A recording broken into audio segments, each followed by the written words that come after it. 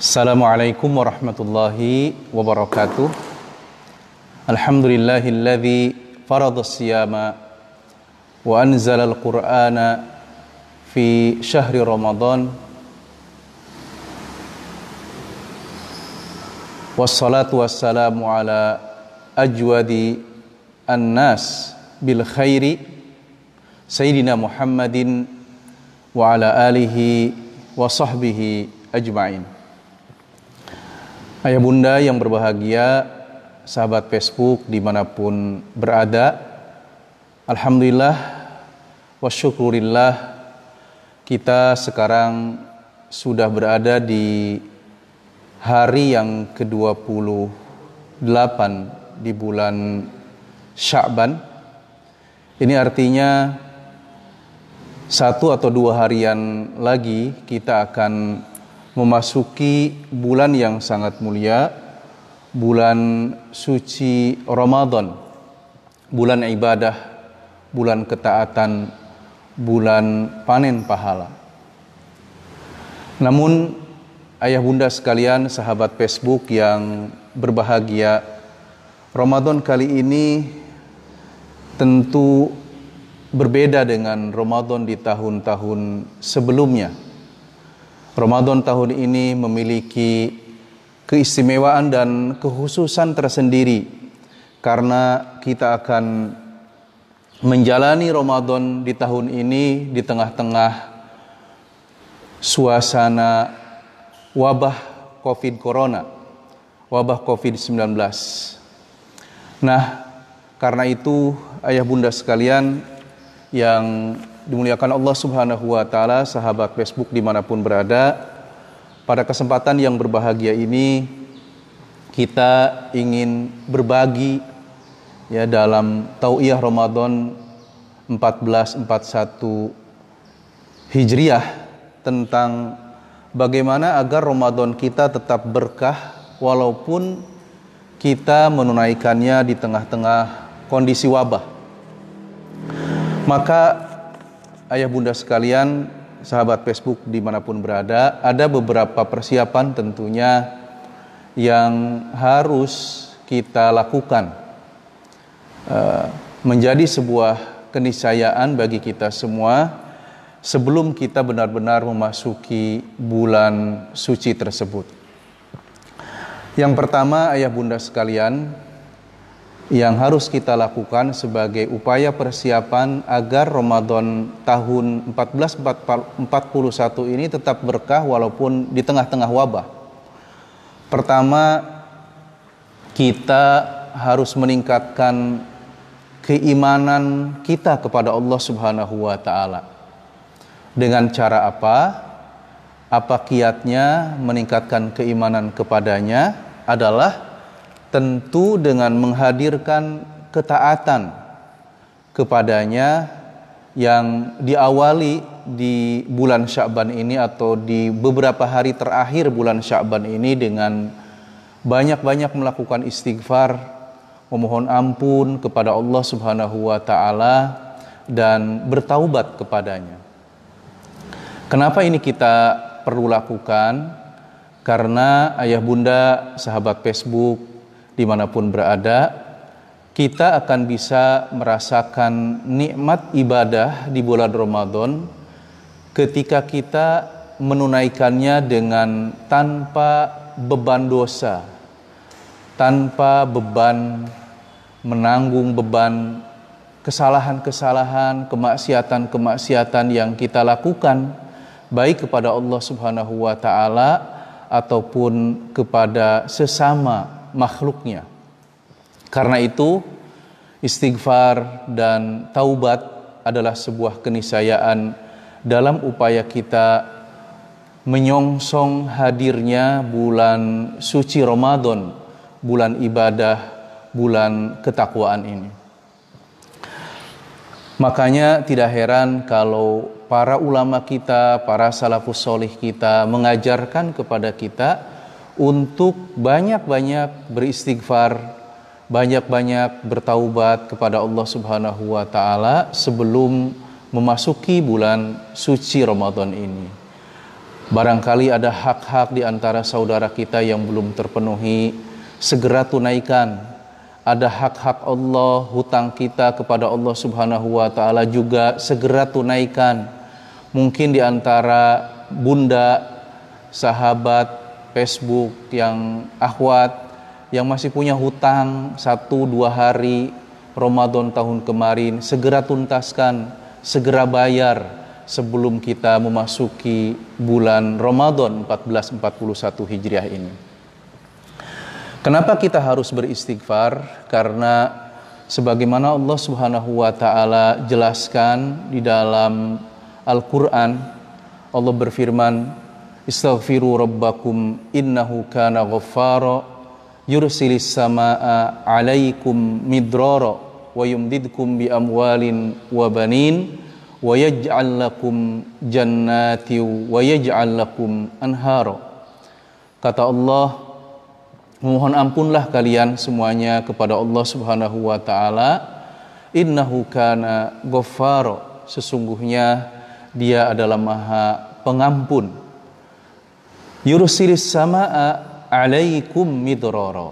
Kata Allah Subhanahu wa taala, jika kalian rajin beristighfar, gemar memohon ampun kepada Allah Subhanahu wa taala, maka Allah akan kirimkan kepada kalian curahan nikmatnya berupa air dari langit secara deras, rahmat dari Allah secara deras. Tidak hanya itu, kata Allah, wa yumdidkum bi amwalin wa banin. Dan Allah akan pasok kalian dengan harta yang banyak dan anak-anak, ya, baik anak dalam artian biologis, anak biologis, ataupun anak-anak ideologis yang satu visi, satu perjuangan dengan kita. Kemudian kata Allah, wa yaj'al lakum jannatin wa yaj'al lakum anhara.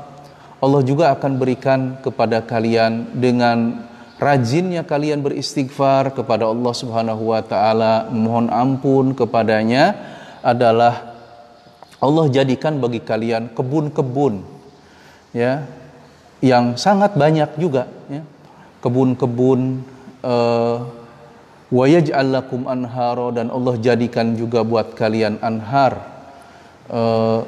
kanal-kanal, ya, yang membuat kebun yang merupakan aset-aset tadi menjadi lebih produktif karena adanya sungai-sungai, kanal-kanal yang akan meningkatkan produktivitas aset kebun yang dimiliki oleh kita semuanya. Ayah bunda sekalian, banyak sekali riwayat yang menggambarkan kepada kita bahwa orang yang rajin beristighfar kepada Allah Subhanahu wa taala, banyak beristighfar kepada Allah Subhanahu wa taala, hidupnya menjadi lebih tenang, hidupnya menjadi lebih damai, dan Allah berikan apa yang Dia inginkan, apa yang Dia harapkan. Misalnya satu kisah yang diangkat oleh Imam Ahmad bin Hanbal sendiri, beliau menceritakan suatu hari beliau tiba-tiba tergerak untuk melakukan sebuah perjalanan keluar kota Baghdad, dan beliau nggak paham, beliau tidak mengerti apa yang menggerakkan beliau untuk melakukan perjalanan keluar kota Baghdad, karena beliau sendiri tidak punya jadwal rondon, jadwal roadshow maksud saya ke kota Baghdad. Tidak ada jadwal katakanlah majelis ta'lim yang harus beliau isi di luar kota Baghdad saat itu, tapi beliau tiba-tiba merasakan bahwa beliau harus menuju keluar kota Baghdad ke sebuah daerah di pinggiran kota Baghdad. Kemudian berjalanlah Imam Ahmad sampai beliau nyampe sebuah tempat menjelang waktu terbenamnya matahari. Setelah beliau melaksanakan sholat maghrib, kemudian beliau juga melaksanakan kegiatan-kegiatan lainnya, wirid, zikir kepada Allah Subhanahu wa taala. Kemudian datang waktu Isya dan tibalah saatnya beliau untuk istirahat, menginap di luar kota Baghdad ini. Namun tentunya hadirin sekalian, ayah bunda yang dirahmati Allah Subhanahu wa taala, karena beliau orang asing di daerah tersebut dan mungkin pada saat itu tidak terlalu banyak penginapan yang tersedia di luar kota Baghdad yang bisa dituju oleh seorang musafir untuk sekedar istirahat. Akhirnya beliau memutuskan untuk beristirahat, menginap di dalam masjid itu. Tapi ketika beliau akan merebahkan tubuhnya di dalam masjid itu, datanglah marbot mungkin kalau bahasa kita, dan mengusir Imam Ahmad dari dalam masjid tersebut. Kata si marbot itu, "Siapa Anda? Keluar. Ini masjid tempat ibadah, bukan tempat istirahat, bukan tempat menginap. Ini bukan penginapan. Keluar, keluar." Dan Imam Ahmad akhirnya keluar dari ruang masjid itu dan menuju pelataran masjid, dan beliau kembali duduk di pelataran itu sekedar untuk merasakan rehat dari kepenatan perjalanan beliau seharian menuju daerah di luar kota Baghdad tersebut. Namun sebelum dia terlelap dalam istirahatnya, kembali si marbot itu datang dan mengusir Imam Ahmad. "Kenapa Anda belum pergi juga? Bukankah Anda orang yang tadi di dalam masjid? Anda harus keluar dari masjid ini. Ini bukan tempat istirahat, ini bukan tempat rehat. Ayo keluar, keluar, keluar." Nah, kurang lebih seperti itu. Akhirnya Imam Ahmad, beliau keluar dari lingkungan area masjid itu dan menuju ke luar dari masjid. Ketika beliau keluar dari masjid itu, ada seorang penjual roti yang biasa jualan di dekat masjid itu, di luar area masjid itu, dan menghampirinya dan mengatakan, "Wahai saudaraku, jika kalian butuh tempat untuk sekedar menginap, sekedar untuk istirahat, maka boleh Anda datang ke rumah saya dan beristirahat di rumah saya. Namun," kata si penjual roti itu, "kita dan Anda harap menunggu terlebih dahulu aktivitas jualan saya di sini. Setelah saya selesai jualan, maka kita akan bersama-sama pulang menuju rumah saya dan Anda bisa beristirahat di rumah saya." Akhirnya Imam Ahmad sepakat dan menerima tawaran menginap dari tukang roti tersebut. Singkat cerita, ayah bunda, setelah si tukang roti itu selesai berjualan dan waktu semakin malam, akhirnya mereka berdua pulang. Imam Ahmad bersama tukang roti tadi menuju rumah si tukang roti untuk beristirahat.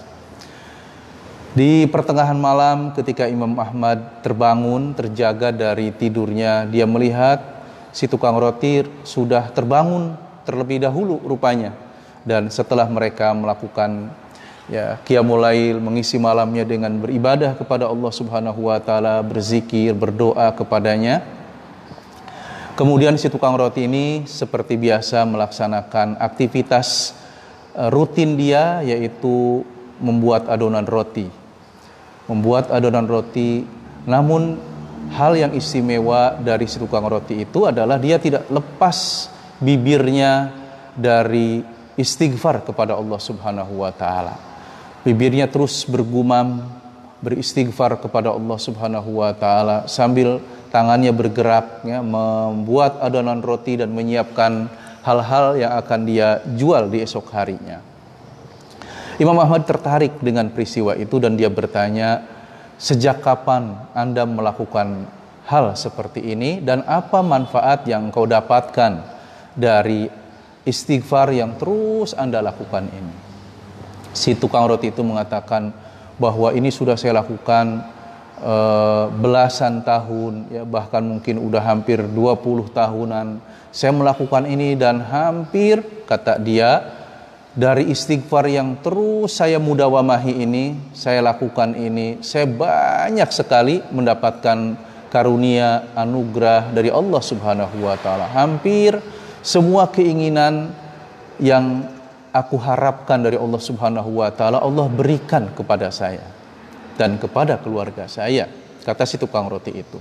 Cuman satu hal, kata si tukang roti, satu hal itu, satu keinginan yang belum Allah penuhi, belum Allah berikan kepadaku.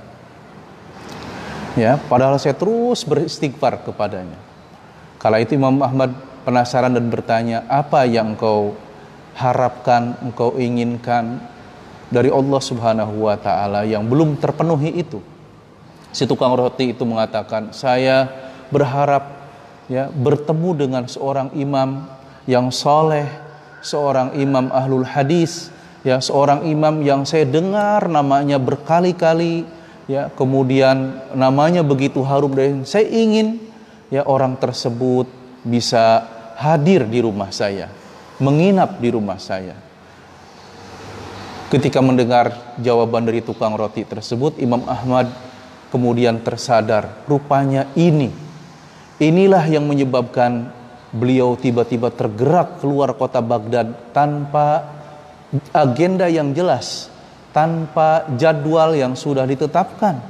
Tapi Allah menggerakkan Imam Ahmad karena istighfar dari tukang roti, harapan dari tukang roti ini untuk bisa bertemu dan rumahnya disinggahi oleh imam yang mulia, imam yang agung, yaitu Imam Ahmad ibn Hanbal.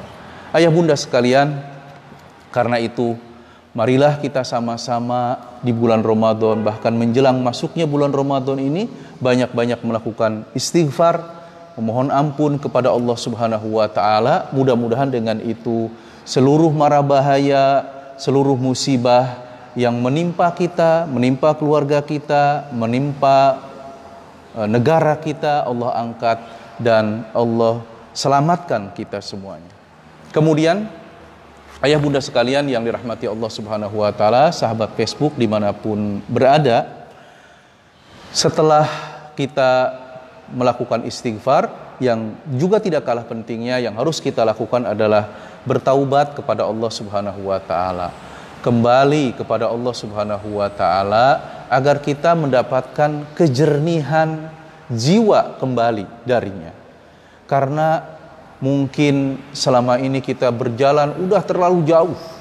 Ya, kita melakukan aktivitas-aktivitas yang terkadang tanpa sengaja atau bahkan mungkin sengaja banyak sekali melanggar aturan Allah Subhanahu wa taala. Karena itu kembalilah kepada Allah Subhanahu wa taala, bertaubatlah, mintalah ampun kepada Allah Subhanahu wa taala. Dan dengan bertaubat ini berarti kita kembali kepada fitrah kita, kepada kesucian kita, sesuai dengan fitrah yang Allah tetapkan bagi kita semuanya. Ayah bunda sekalian, ada beberapa ulama yang memberikan gambaran kepada kita bahwa manusia itu ibarat air. Air itu dari hulu itu awalnya bersih, suci. Dia mengalir terus dari hulu sampai ke muara, ya, sampai ke muara, dan ternyata dalam perjalanannya dari hulu ke muara ini, air itu bercampur dengan berbagai macam cairan lain, benda lain, sehingga bahkan mungkin bercampur dengan limbah sehingga dia menjadi kotor. Agar bersih kembali, agar kita bisa mendapatkan air itu bersih, maka kita harus kembali ke muara, ke hulu dari air itu. Nah, ayah bunda sekalian, begitu juga manusia. Dalam perjalanannya, dalam upaya dia mengejar apa yang dia harapkan, dalam rangka dia lari dari apa yang dia takutkan, dia terkadang menabrak banyak aturan Allah Subhanahu wa taala, melakukan banyak kemaksiatan, dan itu manusiawi. Itu manusiawi sekali.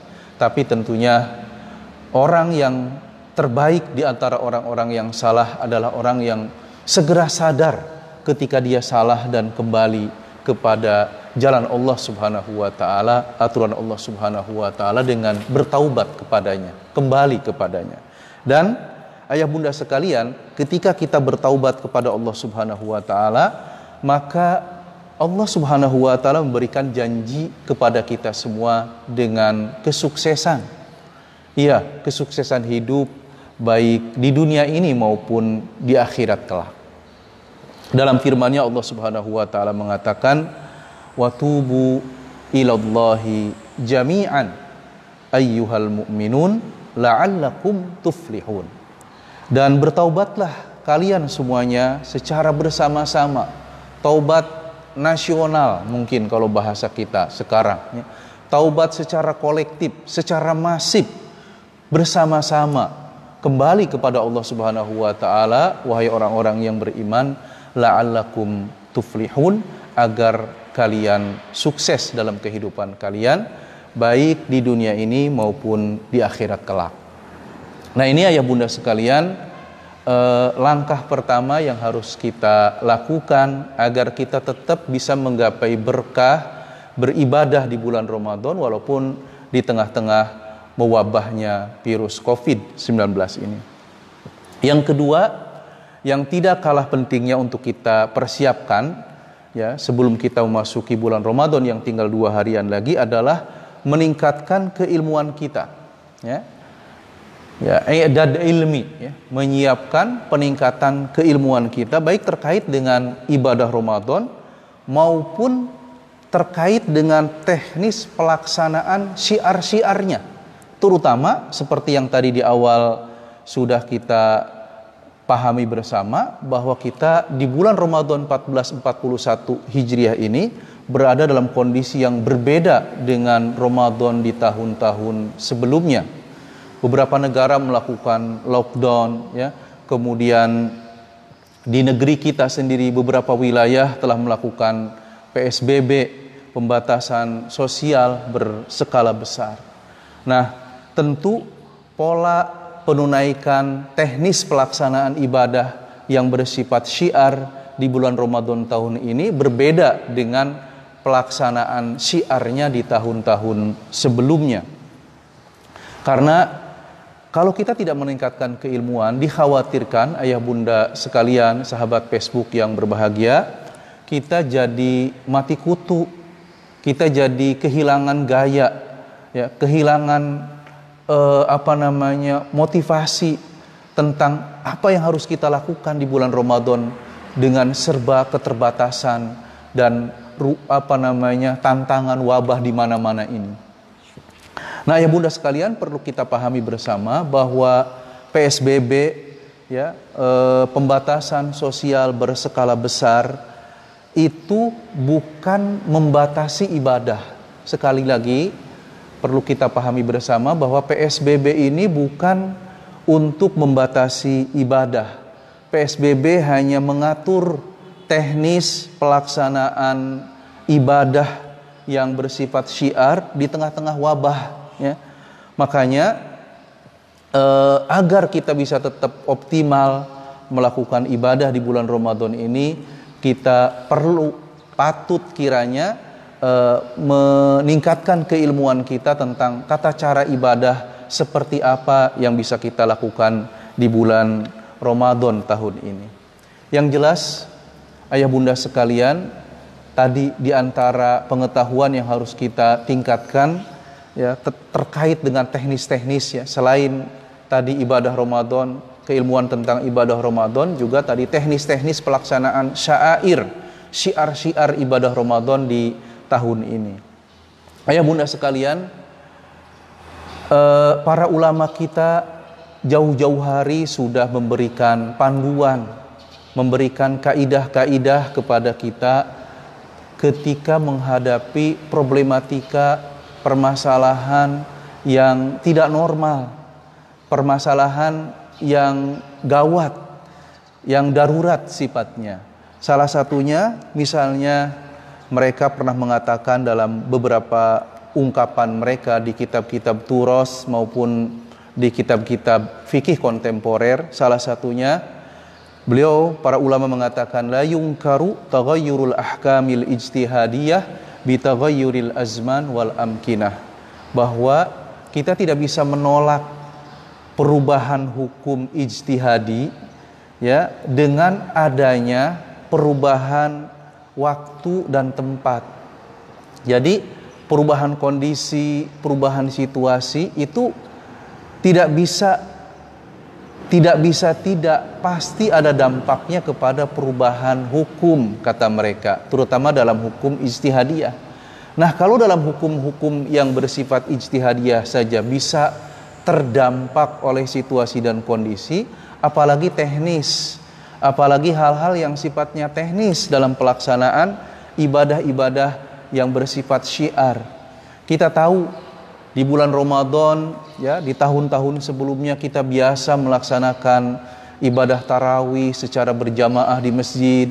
Kita juga biasa melakukan bukber, buka puasa bersama dengan relasi, dengan teman di beberapa resto mungkin, ya, atau di rumah, salah satu rumah teman kita, ya, atau juga kita biasa melakukan kajian-kajian di perkantoran, di tempat kita bekerja, atau mungkin di masjid-masjid setelah kita menunaikan ibadah sholat zuhur atau sholat asar secara berjamaah. Nah, teknis-teknis pelaksanaan ibadah syairiyah ini, syiar-syiar ibadah ini mungkin yang akan perlu kita sesuaikan, selaraskan dengan kondisi kita di 1441 Hijriah ini, dengan adanya tadi pandemi wabah corona ini, kita mungkin tetap, ya, bisa melaksanakan ibadah tarawih secara berjamaah, tapi di rumah kita masing-masing, bersama dengan anak dan istri kita, bersama dengan keluarga kita di rumah. Bukber juga bisa kita lakukan, ya, tapi di rumah dengan anak dan istri, dan kita ketika kita masih punya keinginan untuk berbagi buka puasa, ya, untuk teman-teman kita, kita bisa mungkin mengirimkan bahan berbuka tersebut atau makanan untuk berbuka tersebut ke rumah-rumah dari saudara, relasi, teman, bahkan mungkin tetangga-tetangga kita yang juga pasti membutuhkan bantuan dari kita semuanya. Makanya tadi kaidahnya la yungkaru taghayyurul ahkamil ijtihadiyah bi taghayyuril azman wal amkinah. Kita tidak bisa menolak perubahan hukum, ya, karena adanya perubahan situasi dan kondisi.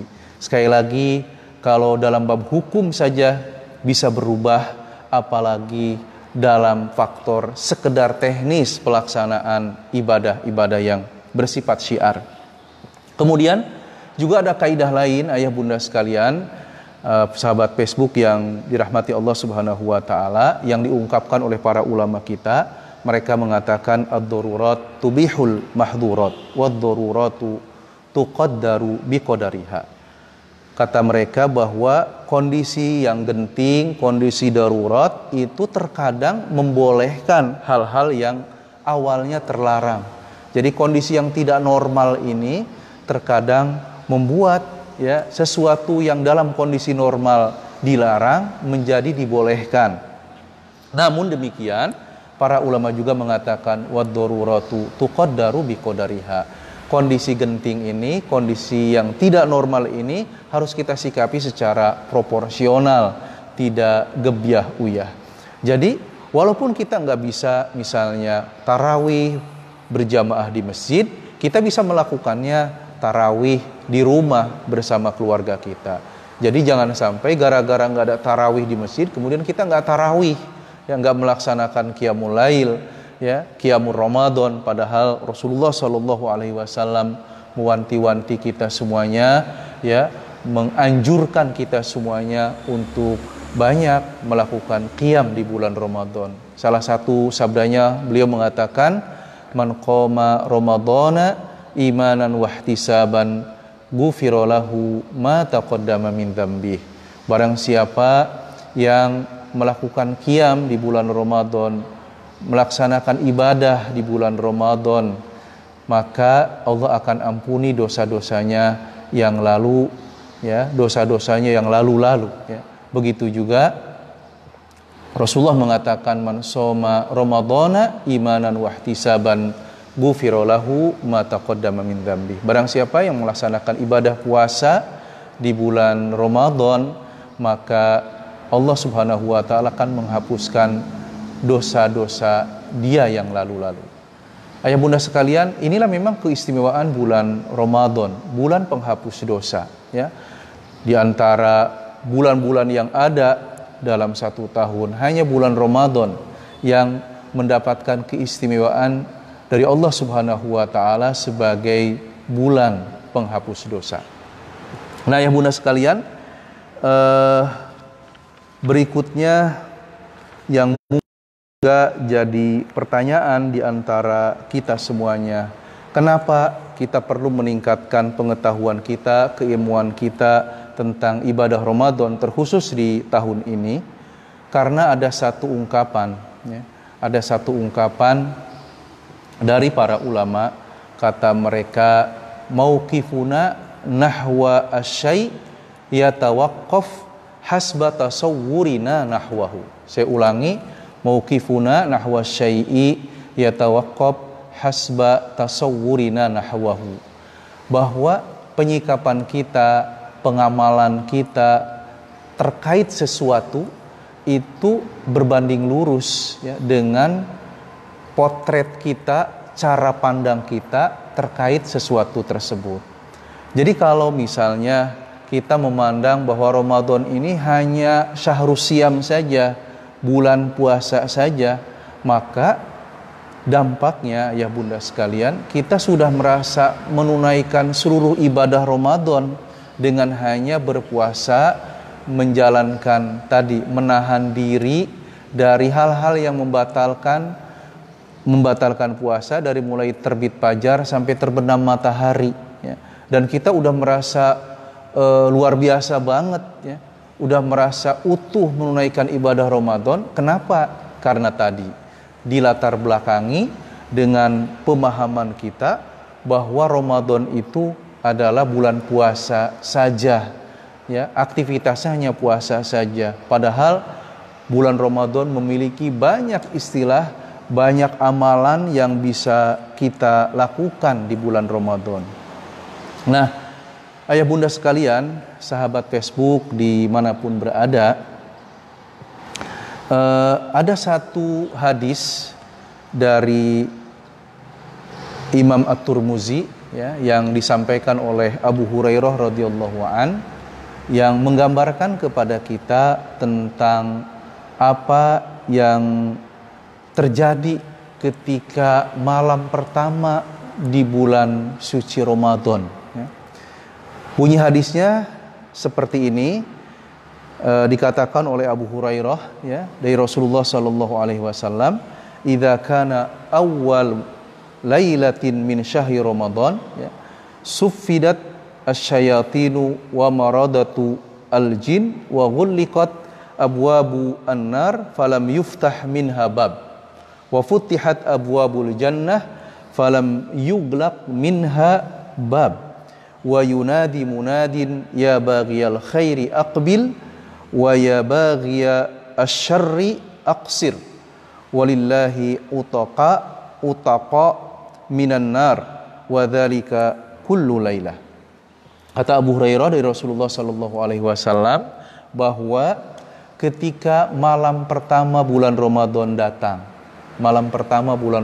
datang, mungkin, ya, diprediksi, ya, oleh beberapa pakar, ya, di Indonesia ini kemungkinan kita akan memulainya, akan mulainya di malam Jumat, ya, masuknya bulan Ramadan ini. Maka di malam pertama bulan Ramadan ini disebutkan, ya, setan-setan akan diikat. Begitu juga jin-jin jahat, jin-jin pengganggu itu akan diikat oleh Allah Subhanahu wa taala. Kemudian pintu-pintu neraka akan ditutup dan tidak ada satu pintu pun yang dibuka.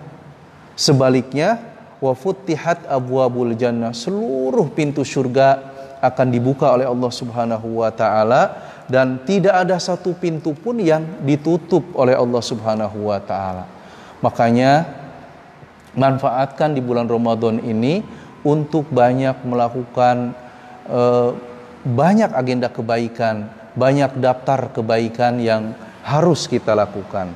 Berikutnya kata hadis ini, wa yunadi munadin ya baghiyal khairi aqbil. Kemudian ada panggilan dari langit ya yang mengatakan ya baghiyal khairi aqbil, wahai para pemburu kebaikan, merapatlah, bersegeralah, melajulah gitu ya. Kerjakan semua kebaikan yang bisa kalian lakukan. Wa ya baghiyasy syarri, dan wahai para pemburu kejelekan, kemaksiatan, aksir, menepilah ya. Makhluklah gitu ya. Tinggalkanlah ya kejelekan-kejelekan dan kemaksiatan-kemaksiatan yang selama ini di luar Ramadan mungkin biasa dilakukan. Dan Allah Subhanahu wa taala di bulan Ramadan ini akan membebaskan banyak sekali ya orang-orang dari azab neraka ya, wadzalika kullu lailah, dan ini terjadi pada setiap malam kondisi seperti itu. Nah, ayah bunda sekalian, kemudian sahabat Facebook yang berbahagia dimanapun berada, pada kesempatan ini patut kiranya kita menengok sedikit ke belakang tentang bagaimana sih para salafus solih kita mengisi bulan suci Ramadan, mengisi Ramadan mereka ya. Disebutkan dalam salah satu pernyataan dari salah seorang sahabat Rasul, namanya Jabir bin Abdillah ya. Namanya Jabir bin Abdillah. Kata Jabir bin Abdillah, idza sumtu ya, idza sumta, kata Jabir, jika kalian berpuasa, jika kamu berpuasa, falyasum sam'uka wa basaruka, maka hendaklah penglihatan kamu juga ikut berpuasa, penglihatan kamu ikut berpuasa, kemudian walisanuka ya, lisan kamu juga ikut berpuasa. Jadi kita jangan sampai bisa menjaga dari yang halal, dari makanan, minuman yang ada di rumah kita, bisa menjaga tidak melakukan hubungan badan ya, melakukan hubungan suami istri dengan istri kita, tapi ya kita tidak bisa menjaga pendengaran kita, mengumbar pendengaran kita, mendengar hal-hal yang diharamkan oleh Allah Subhanahu wa taala, mengumbar mendengarkan gibah, mendengarkan cerita-cerita yang tidak baik ya.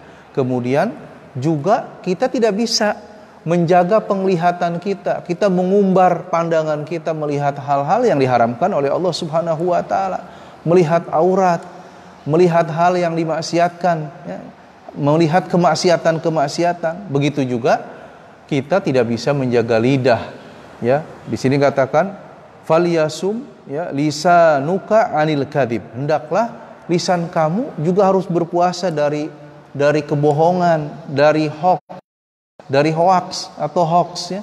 Jangan sampai tadi kita cuman hanya bisa berpuasa, menjaga lapar dan haus ya, menahan lapar dan haus, tapi kita nggak bisa menjaga lisan kita. Mungkin bahkan di zaman kita sekarang mungkin tangan kita ya, jemari kita dari men-share hal-hal yang tidak jelas, yang tidak pasti, yang tidak benar ya. Karena tidak semua hal yang ada itu benar, yang terjadi di lapangan itu benar, makanya tidak mesti semuanya harus kita share. Kemudian kata Jabir juga wada adzal jar ya, dan tinggalkanlah kebiasaan buruk, misalnya berupa tadi menyakiti tetangga ya. Kemudian waliyakun alaika waqarun wasakinah, dan hendaklah ketika kita sedang berpuasa kita menampilkan ketenangan ya, menampilkan kedamaian ya, menampilkan kebijakan dalam bersikap ya.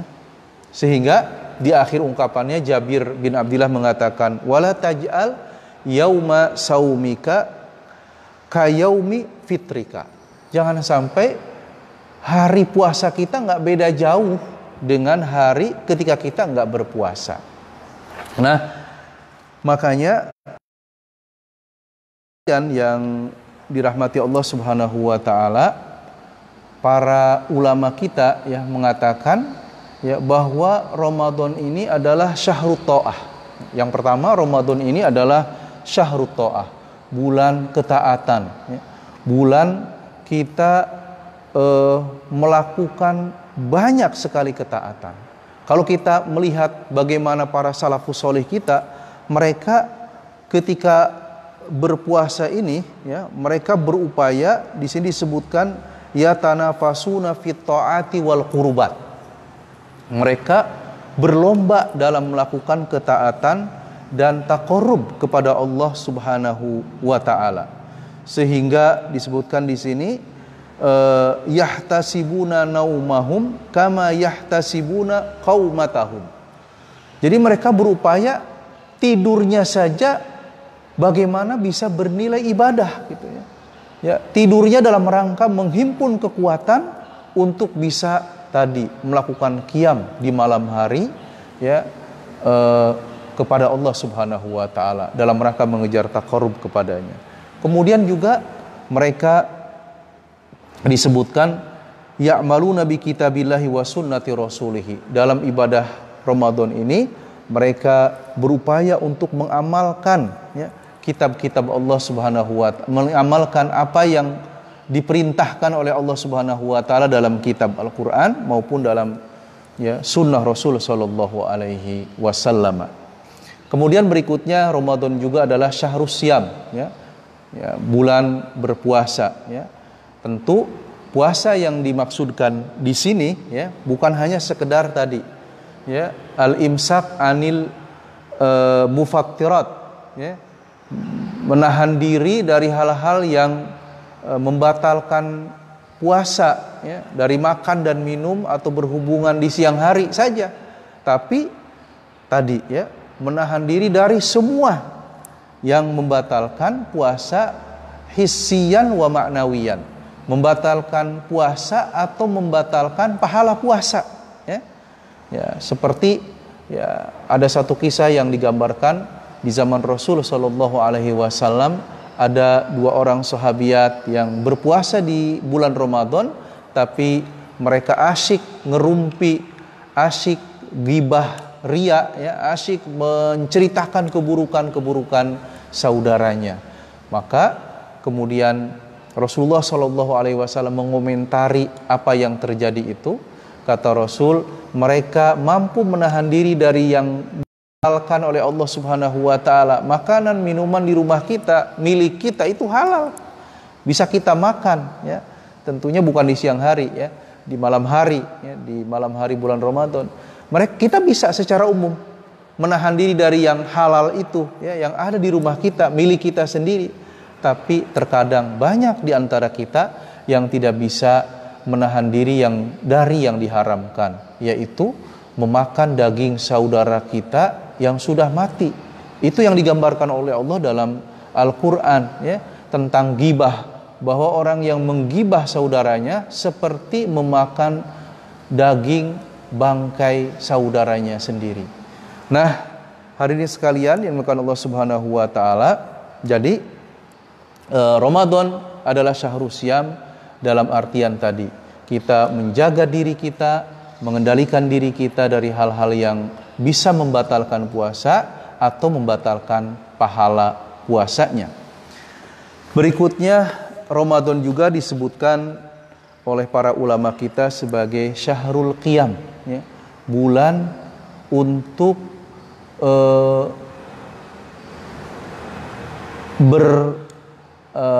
bermunajat kepada Allah Subhanahu wa taala, melakukan qiyamul lail ya, banyak melakukan qiyamul lail, melakukan tarawih, melakukan sholat malam, melakukan tahajud ya, dan itu dicontohkan oleh para salafus soleh kita sampai diceritakan ada yang mereka itu melaksanakan ibadah qiyam Ramadan mereka dari mulai ibadah isya sampai waktu sahur ya, sampai waktu sahur, dan baru berhenti ketika waktu sahur ini sudah menjelang. Nah, kemudian diceritakan juga oleh para ulama kita bahwa Ramadan juga merupakan syahrul Quran, bulan Al-Quran, bulan diturunkannya Al-Quran, sebagaimana yang Allah tegaskan dalam surat Al-Baqarah, syahrul Ramadan alladzi unzila fihil Quran. Bulan Ramadan ini adalah bulan diturunkannya Al-Quran. Dan dalam beberapa hadis Rasulullah Shallallahu Alaihi Wasallam menegaskan bahwa Siam dan Quran ini ibarat dua mata uang, dua sisi mata uang. Dua-duanya berfungsi, ya, dua-duanya berfungsi. Bahkan ya kalau ada uang, ya salah satu sisinya hapus, nggak ada, mungkin sudah nggak bisa laku di lapangan, di pasaran. Makanya Siam dan Qiyam ini disebutkan dalam hadis Rasul Shallallahu Alaihi Wasallam, yashfa'ani li sahibi. Ya, dia akan memberikan syafaat nanti di hari kiamat kepada orang yang menunaikannya, melaksanakannya, melakukannya. Siam akan mensyafaati orang yang melakukan puasa dan dia akan membela dia di hadapan Allah Subhanahu wa taala. Begitu juga dengan Quran. Dia akan memberikan syafaat bagi orang-orang yang membacanya. Makanya para ulama kita, karena mereka memahami dengan benar bahwa Ramadan ini adalah syahrul Quran, tingkat interaksi mereka dengan Al-Quran ditingkatkan di bulan Ramadan. Ya, Imam Asy-Syafi'i sendiri diceritakan khusus di bulan Ramadan beliau menghatamkan Quran sehari semalam 2 kali. Jadi pagi sampai sore dia hatam 1 kali, kemudian dari ba'da maghrib sampai menjelang sahur hatam lagi 1 kali di malam harinya. Jadi selama, katakanlah kalau Ramadan itu 30 hari, beliau bisa menghatamkan Quran 60 kali dalam 1 bulan. Ini luar biasa sekali, ya. Mungkin ada ya yang mengatakan, kan Rasulullah Shallallahu Alaihi Wasallam melarang seseorang, ya, mewanti-wanti seseorang untuk tidak menghatamkan Quran kurang dari 3 hari, ya. Menghatamkan Quran kurang dari 3 hari. Ini bagaimana bisa menghatamkan Quran 2 kali dalam sehari? Nah, ayah bunda sekalian, terkait dengan pertanyaan ini, Ibnu Rajab memberikan penjelasan, ya, pembelaan lah katakan terhadap apa yang dilakukan oleh Imam Asy-Syafi'i radhiyallahu an. Kata beliau, kata Ibnu Rajab, betul ada hadis yang melarang seseorang menghatamkan Quran kurang dari 3 hari, ya, kurang dari 3 hari. Tapi kata Ibnu Rajab, larangan itu berlaku bagi orang yang biasa melakukan hatam Quran, menjadikan hatam Quran kurang dari 3 hari, dan itu dilakukan secara harian, dilakukan menjadi sebuah kebiasaan. Itu yang dilarang, ya. Tetapi dalam momentum-momentum tertentu, dalam kondisi tertentu itu dibolehkan, terutama di mausimul amal, mausimul ibadah, yaitu di bulan Ramadan ini dibolehkan. Makanya Imam Syafi'i melakukan itu hanya di bulan suci Ramadan. Beliau menghatamkan Quran hanya dalam waktu 1 hari 2 kali hataman. Luar biasa sekali. Dan tidak hanya terkait dengan waktu, ada juga misalnya beberapa tempat yang sehingga kita bisa melakukan ibadah tersebut khusus di tempat itu, seperti tawaf, ya, seperti tawaf di Mekah, ya, di sekitar Ka'bah ini bisa kita lakukan kapanpun. Hadirin sekalian yang dimuliakan Allah Subhanahu wa taala, ayah bunda yang berbahagia, berikutnya bulan Ramadan juga dikenal sebagai Syahrus Sabr, bulan kesabaran, ya, bulan kesabaran. Dan Allah menjanjikan innama yuwaffas sabiruna ajrahum bighairi hisab, ya, bahwa Allah akan memberikan balasan yang tunai, balasan yang utuh, ya, bagi orang-orang yang bersabar. Dan puasa ini erat kaitannya dengan kesabaran, ya.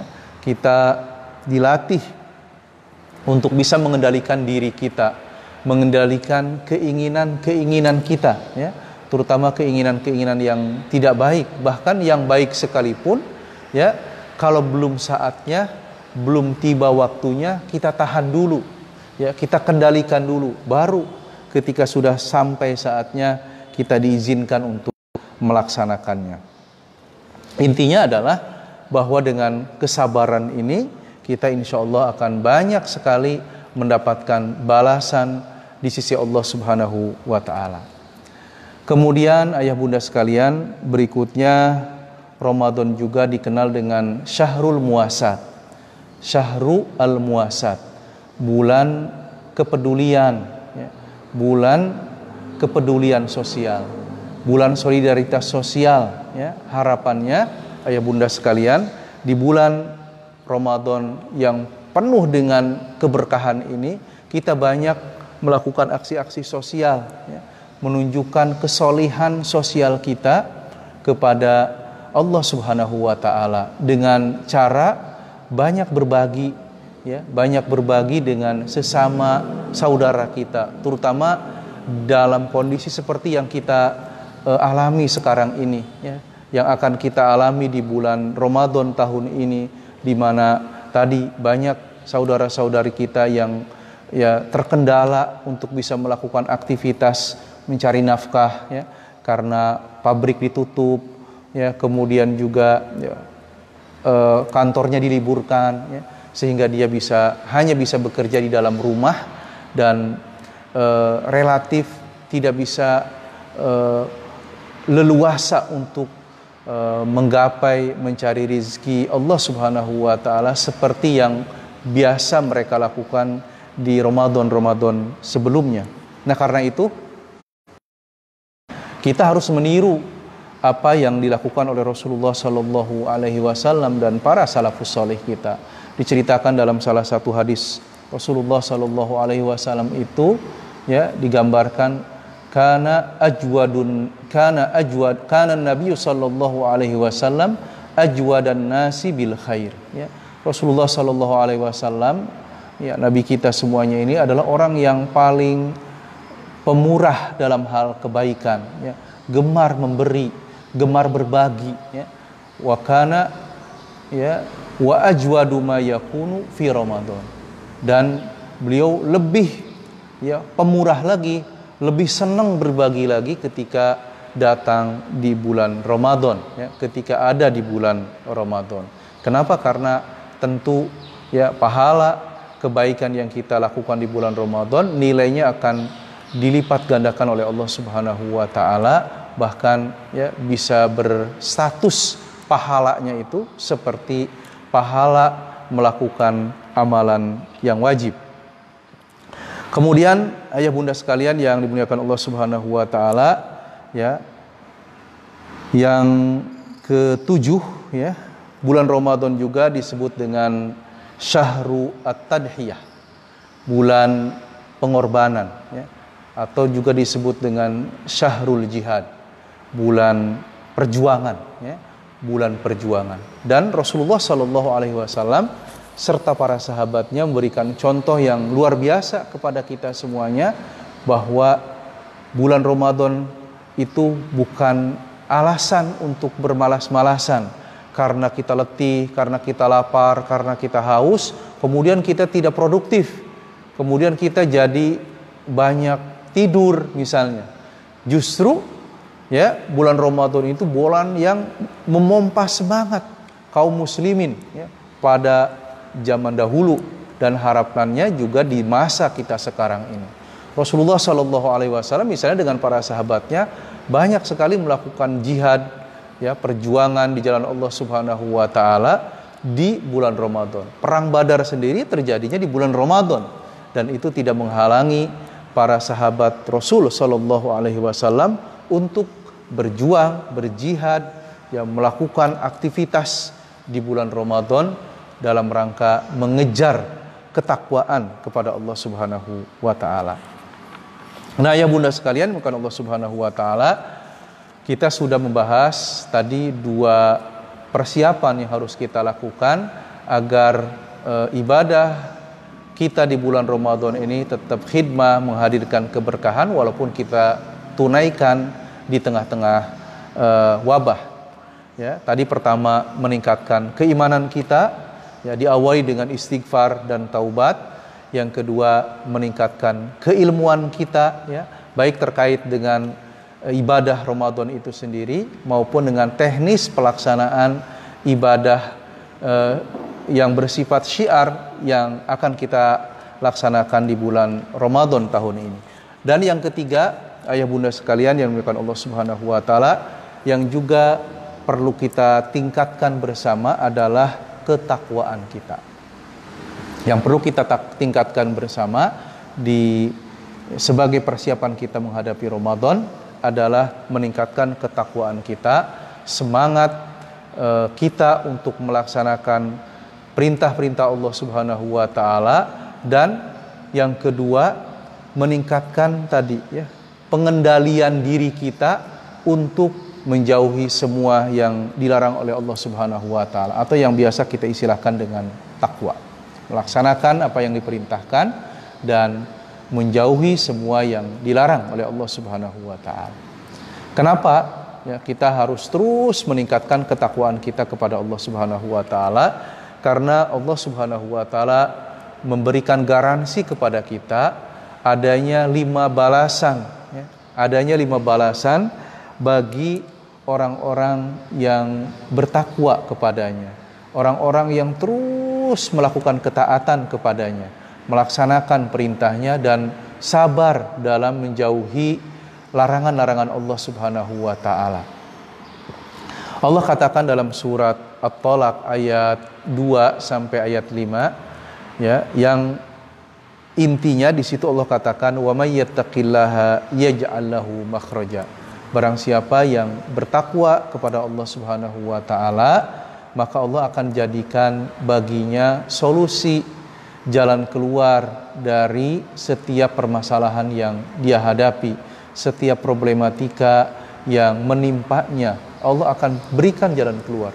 Allah akan terus berikan solusi yang mungkin solusi itu tidak kelihatan oleh orang lain, tapi dia dengan ketakwaan akan mendapatkan solusi itu. Yang kedua, kata Allah, wa may yattaqillah, bagi orang-orang yang bertakwa kepadanya, kata Allah, wa yarzuqhu min haitsu la yahtasib. Dan Allah akan berikan karunia, berikan anugerah, berikan rizki dari arah yang tidak terduga ya, dari arah yang tidak diperhitungkan, yang tidak terprediksikan ya. Ini artinya apa? Jadi rizkinya banyak banget. Kalau yang tidak terprediksikan aja dapat, apalagi yang sudah terprediksi ya, apalagi yang sudah diperkirakan ya. Ya, peluangnya jadi lebih banyak untuk mendapatkan karunia dari Allah Subhanahu wa taala karena modal ketakwaan ya. Tadi ya, takwa itu dalam artian melaksanakan seluruh perintah Allah Subhanahu wa taala dan menjauhi semua yang dilarang oleh Allah Subhanahu wa taala. Berikutnya, ayah bunda sekalian, kenapa kita harus terus meningkatkan ketakwaan kita? Karena Allah menjanjikan orang yang bertakwa, kata Allah, wa may yattaqillaha yaj'al lahu min amrihi yusra. Barang siapa yang bertakwa kepada Allah Subhanahu wa taala, maka Allah akan jadikan seluruh urusannya mudah. Ya. Seluruh urusannya mudah, rizkinya juga jadi mudah. Ya. Karena memang Allah Subhanahu wa taala lah yang punya kehendak mutlak ya, yang punya kehendak mutlak di alam semesta ini ya. Dan ada satu ungkapan, tidak ada ya kemudahan kecuali yang didatangkan oleh Allah Subhanahu wa taala. Karena itu jika benar serius kita ingin mendapatkan kemudahan-kemudahan dalam kehidupan kita, maka kata kuncinya tingkatkan ketakwaan kita kepadanya. Insya Allah Allah akan jadikan seluruh urusan kita mudah ya. Banyak sekali kemudahan nanti yang kita rasakan ketika ketakwaan itu bisa kita realisasikan dalam kehidupan kita. Berikutnya ayah bunda sekalian, Allah juga mengatakan wa may yattaqillaha yukaffir anhu sayyi'atihi wa yu'zim lahu ajra. Barang siapa yang bertakwa kepada Allah Subhanahu wa taala, maka Allah akan hapuskan kesalahan-kesalahannya ya. Kesalahan-kesalahannya. Karena memang tadi ya, kita sebagai anak Adam itu mahalul khata' wan nisyan, tempat salah dan lupa ya. Dalam rangka kita mengejar apa yang kita harapkan, terkadang disadari atau tidak disadari, disengaja atau tidak disengaja, kita melakukan kesalahan, ya.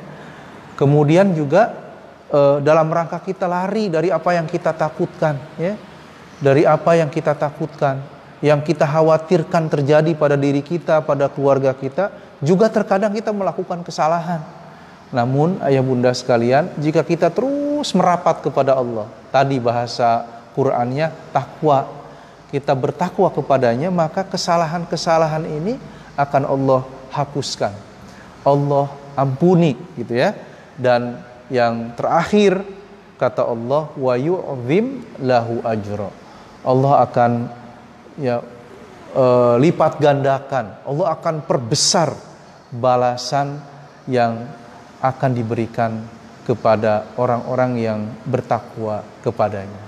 Yang jelas dalam ayat yang lain Allah Subhanahu wa taala mengatakan, walau anna ahlal qura amanu wattaqau lafatahna alaihim barakatim minas sama'i wal ard. Seandainya penduduk satu negeri, satu komunitas yang ada dalam sebuah negeri ini, ya, mau beriman kepada Allah Subhanahu wa taala, kemudian bertakwa kepadanya, niscaya kata Allah kami akan bukakan kepada mereka barakatim minas sama'i wal ard, ya, keberkahan, keberlimpahan yang datangnya dari langit maupun yang keluar dari bumi.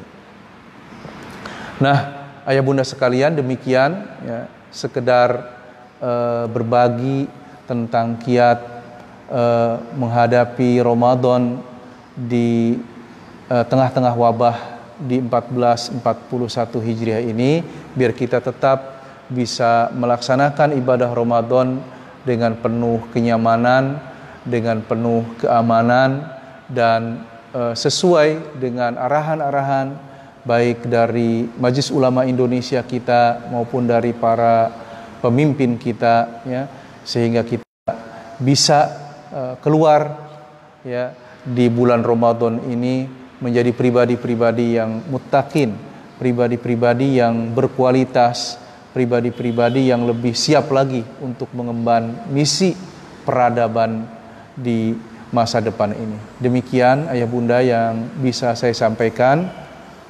Kurang lebihnya mohon maaf. Assalamualaikum warahmatullahi wabarakatuh. Baik, ini ada pertanyaan. Sebentar. Ada pertanyaan dari Mas Dulatif, ya. Dari Mas Dulatif.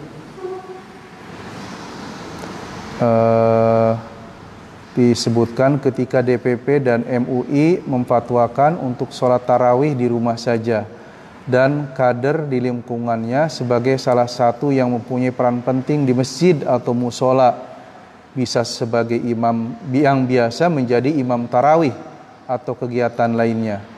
Kalau imam mundur, masyarakat akan berpikir lain, ya, kepada para kader yang biasa memimpin sholat itu. Kalau dipaksakan ikut mayoritas, masyarakat tetap melaksanakan menjadi imam tarawih. Apakah kader itu bertentangan dengan ayat atiullaha wa atiur rasul walil amri minkum?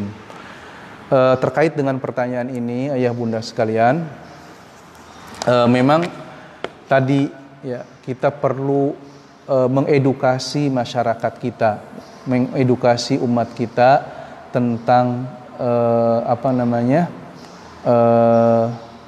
tata cara pelaksanaan ibadah Ramadan yang bersifat syairiyah tadi, yang bersifat syiar seperti jamaah sholat tarawih, yang mungkin udah kadung dipahami oleh masyarakat kita bahwa sholat tarawih itu harus dilaksanakan secara berjamaah di masjid, ya. Padahal tidak harus seperti itu. Rasulullah SAW sendiri mencontohkan kepada kita, beliau pernah sholat tarawih berjamaah dengan para sahabatnya. Beliau keluar dari kamarnya dan kemudian sholat berjamaah dengan para sahabatnya. Dan suatu saat, ya, dalam kesempatan yang lain, para sahabat sudah menunggu di masjid, beliau nggak keluar. Beliau melaksanakan sendiri sholat tarawihnya atau qiyam Ramadannya itu di kamarnya sendiri, mungkin dengan istri beliau. Nah, Mungkin ini juga bagian dari tarbiyah Allah Subhanahu wa taala kepada masyarakat muslim di Indonesia ini, bahwa tarawih bisa juga dilaksanakan di di rumah bersama keluarga. Bahkan mungkin ini juga bagian dari tarbiyah Allah kepada kita, yang selama ini kita mungkin banyak melakukan aktivitas Ramadan itu di luar rumah, ya, bukber di luar rumah, kemudian tarawih juga banyak di luar rumah, ya kan. Sementara ada kesan, ya, kita abai dengan anak kita, dengan keluarga kita. Nah, marilah kita manfaatkan momentum Ramadan ini untuk banyak berinteraksi, banyak berkomunikasi dengan keluarga kita, dengan anak istri kita, ya. Sehingga pernah ada ungkapan juga dari salah seorang pakar parenting bahwa anak-anak kita ini banyak yang kehilangan, kekurangan vitamin A katanya, vitamin ayah, ya, karena ayah terlalu banyak aktif di luar rumah, ya. Sementara ini mereka mengkomunikasikan, mengeluhkan permasalahannya kepada ibunya saja, kepada uminya, kepada bundanya. Sementara ayah, ya, terkadang anak belum buka mata, ayah udah keluar dari rumah. Ayah datang ke rumah, anak udah menutup mata, udah tidur lagi, ya. Sehingga hampir tidak ada komunikasi yang terjadi antara ayah dengan anaknya. Nah, momentum kondisi seperti sekarang ini bisa kita manfaat, banyak berkomunikasi, belajar bersama dengan anak-anak kita, dengan keluarga kita. Terkait dengan kader yang tadi posisinya sebagai imam, mungkin tadi dia bisa mengkomunikasikan itu kepada masyarakatnya, bahwa kondisi kita sekarang cukup genting, ya, cukup darurat, dan insya Allah Majelis Ulama Indonesia ketika memutuskan bahwa harus ada pembatasan, ya, pembatasan pergerakan orang, ya. Kemudian ada istilah physical distancing, ya, pembatasan jarak fisik antara si A dengan si B dan seterusnya, ya. Sehingga juga ada yang mengistilahkannya dengan social distancing, ya. Walaupun ini agak dikoreksi juga, ya, social distancing, karena kita tetap harus bersosialisasi, yang walaupun mungkin tidak secara fisik tapi bisa di dunia maya, ya. Bisa di dunia maya. Kayak seperti sekarang kajian bisa kita lakukan lewat Facebook Live atau Zoom dan yang lainnya. Begitu juga sama, ya. Nanti walaupun kita mungkin tidak bisa mudik, ya, di Syawal nanti, ya, tetaplah angpaunya boleh mudik, ya. Kemudian video call-nya bisa dilakukan, ya. Bisa dilakukan dengan keluarga besar kita, kerabat kita yang ada di kampung, yang ada di tempat yang jauh, tanpa harus kita melakukan pertemuan secara fisik untuk sementara waktu. Jadi mohon sekali lagi mungkin perlu ditegaskan bagi kader-kader yang statusnya sebagai imam, dia bisa mulai memberikan edukasi kepada masyarakat tentang tarawih, ya, bahwa itu bisa dilakukan secara bersama-sama di rumah, ya, atau seandainya pun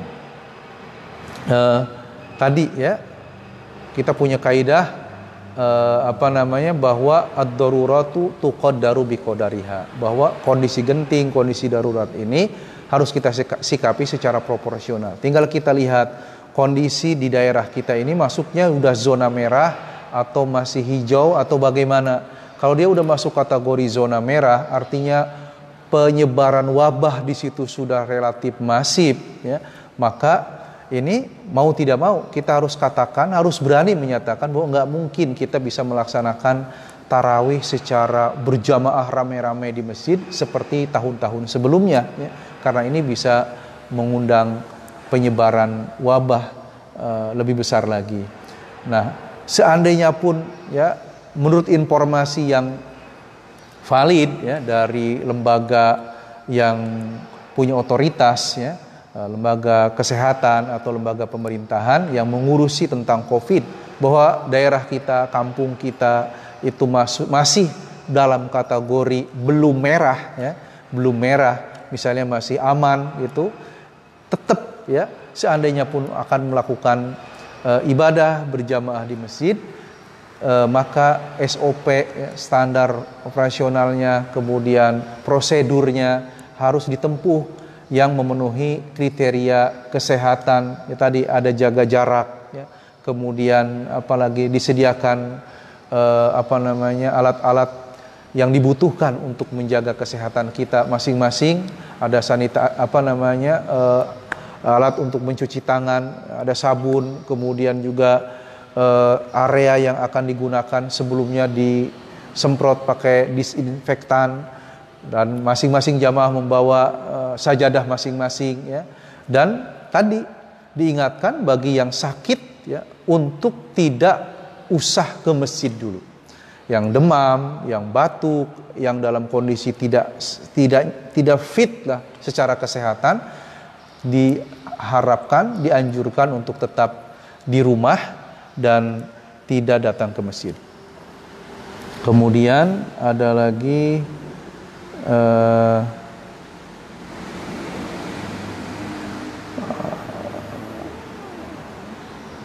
pertanyaan dari Mas Rusnadi ya, dari Mas Rusnadi, di tengah pandemi sekarang ini bahwa anjuran pemerintah dan qiyadah kita untuk ibadah di rumah, bagaimana dengan i'tikaf di rumah? Ya, terkait dengan i'tikaf nanti di rumah ya sama ya, i'tikaf bisa kita laksanakan untuk sementara waktu ya di rumah dulu ya. Makanya tadi kan kita karena ada kondisi yang tidak normal ya, dalam kondisi tidak normal maka dibolehkan kita untuk melakukan i'tikaf sementara waktu di rumah kita masing-masing. Ya, kalau dulu kita kan mengenal bahwa ya i'tikafnya perempuan ini bisa di rumah ya. Nah, sekarang kita ikutlah sama istri kita, sama keluarga kita untuk i'tikaf juga di rumah kita sementara waktu ya, nanti di 10 hari terakhir. Karena jangankan di masjid kita, sekarang saya baca pernyataan resmi dari pemerintah Arab Saudi sendiri, untuk sementara waktu pemerintah Arab Saudi akan menutup Masjidil Haram dan Masjid Nabawi di bulan Ramadan ini untuk tidak digunakan untuk i'tikaf Ramadan. Untuk tidak digunakan untuk i'tikaf Ramadan. Dan ini tentunya ketetapan seperti itu dari pemerintah Arab Saudi juga berdasar kepada masukan, kemudian juga input dari para ulama yang ada di sana ya. Bagaimana tidak sakralnya ya, tidak mulianya dua masjid ya, Masjidil Haram dan Masjid Nabawi ya, di situ ada Raudhah, di situ juga ada ya Ka'bah di Mekah ya, tapi sampai ditutup. Ini tentunya karena faktor tadi ya, faktor adanya mafsadah yang berpeluang muncul ketika itu dibuka dalam kondisi banyak wabah seperti sekarang ini. Dan syariat Islam ini, ayah bunda sekalian, datang dalam rangka tahqiqul maslahah wa daf'il mafsadah. Jadi syariat ini hadir, semua perintah syariat, sholat, zakat, puasa, haji ya, termasuk puasa yang akan kita laksanakan di bulan Ramadan ini, hadir dalam rangka tahqiqul maslahah, merealisasikan kemaslahatan wa daf'ul mafsadah, dan menolak hadirnya mafsadah. Dan ketika ada maslahat dan mafsadah datang bersamaan, maka di kaidah berikutnya adalah daf'ul mafsadah muqaddamun ala jalbil maslahah.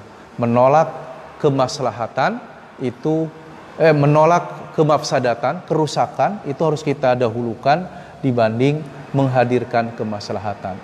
Hadir berjamaah sholat tarawih di masjid ya, itu ada maslahat, betul ya. Di situ ada ukhuwah, di situ ada saling menyemangati, memotivasi, dan pelipat gandaan pahala jamaah itu sendiri, tapi juga ada mafsadah. Tadi ada peluang penyebaran virus corona ini dan yang berdampak kepada hilangnya nyawa, ya, kepada hilangnya nyawa. Dan menjaga nyawa, ya, hifdzun nafas itu bagian dari maqasid syariah, bagian dari hadirnya syariah itu sendiri.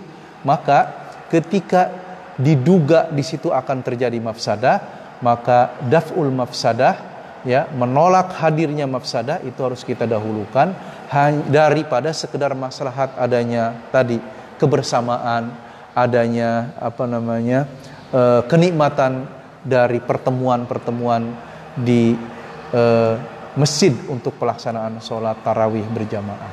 Itu ayah bunda sekalian terkait dengan pertanyaan dari Pak Rusnadi, ya, termasuk tadi juga tarawih itikaf, ya. Itikaf di situ ada pahala, ada balasan, ya.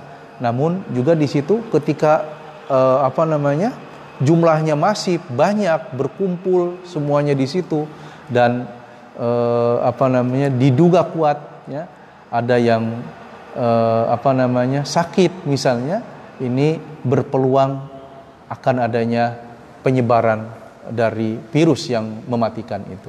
Demikian ayah bunda sekalian yang bisa saya sampaikan, kurang lebihnya mohon maaf. Akhirul kalam, wassalamualaikum warahmatullahi wabarakatuh.